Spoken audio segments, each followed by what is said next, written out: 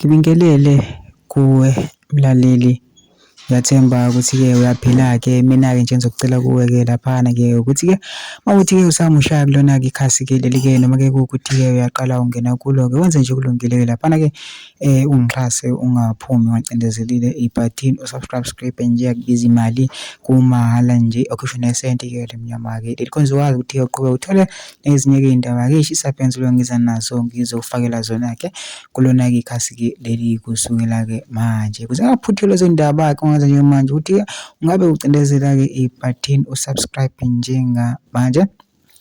Udaba lethe lona-ke namhlanje-ke la ey'ngenayo-ke zithi-ke uMandla Chris-ke laphana-ke odume kakhulu-ke laphana ku-Facebook oyintatheli oreporter iy'ndaba eziqiniso-ke laphana useveze okushaqisayo okusanda nje kwenzeka laphana-ke eGoli kube sengena kwikhasi lakhe ku-Facebook la khona ebhala khona iy'ndaba-ke ungene-ke wabhala wathi mangikufundela ngizwa kuthiwa kwenye ithaveni e-Alex eGoli umculi othize kaMaskandi ufike notshwala bakhe bamtshela ukuthi abungeni utshwala bangaphandle. Baxabana kanti uzodutshulwa ngo-8 bullets ashone ngesikhathi. Lowo mculi kuthiwa owase-Ladysmith kaHlathi e-KZN. Kukhona abalazi kangcono lolu daba. Lena-ke bekuyipost ebibhalwe nguye-ke uMandla Chris lapha ku-Facebook.